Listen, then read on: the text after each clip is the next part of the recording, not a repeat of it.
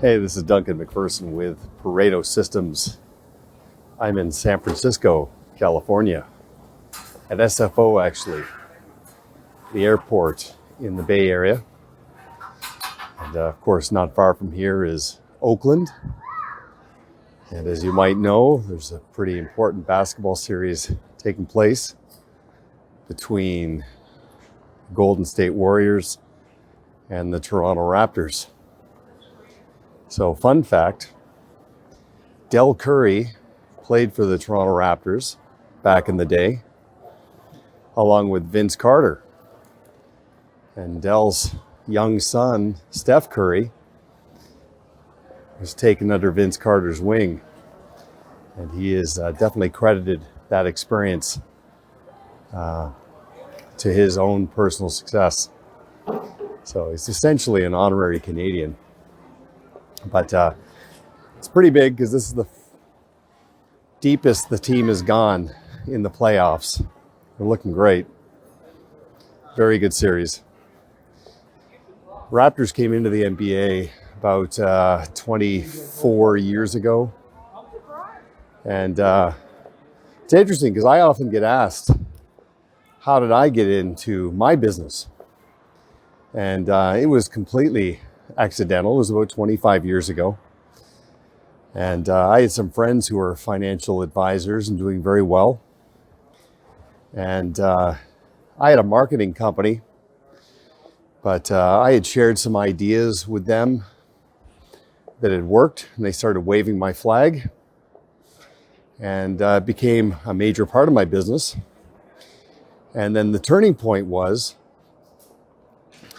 I was in Victoria on Vancouver Island doing some business, and I had rented a brand new red Mazda Miata, and I was actually impressed because I could actually fit.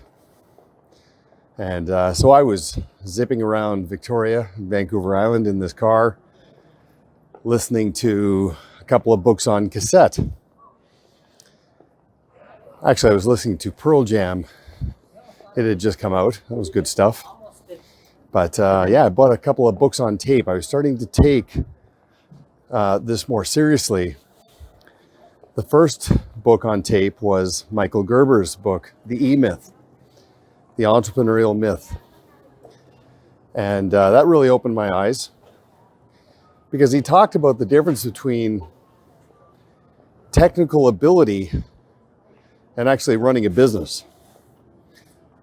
You know, so a good financial advisor knows how to manage money, but they also have to know how to manage a practice and manage people too. Michael Gerber's analogy was, he said, just because you're a good baker doesn't mean you know how to run a bakery. So that really got me thinking. The other cassette was Napoleon Hill's classic, Think and Grow Rich. And that book, I tell you, the research that went into that. But in that cassette, he said, thoughts are things. We are what we think about most of the time. And I know he was referring to essentially the law of attraction and the self-fulfilling. But for me, what occurred to me is that a financial advisor thinks for a living. They're not selling things, they're promoting the promise of the future.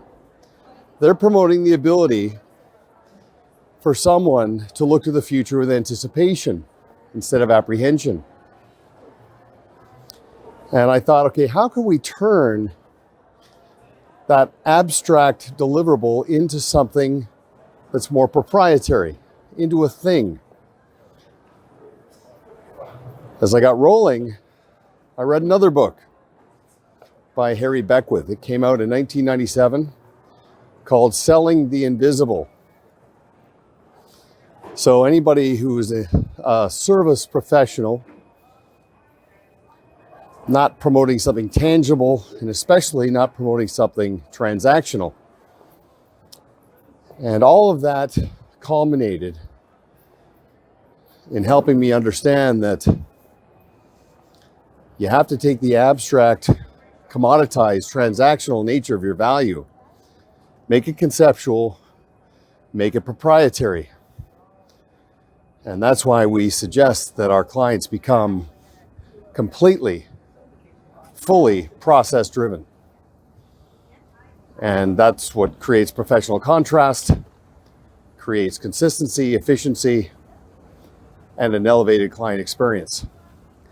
So anyway, that's my story. I know I find it more interesting than you, but I want to hear it again. It's a complete fluke. I'm like the 25-year overnight success story, but definitely enjoying it now more than ever. So anyway, those are great books. They're timeless. And anyway, I'll let you go. Thanks for watching. Until next time, go Raptors.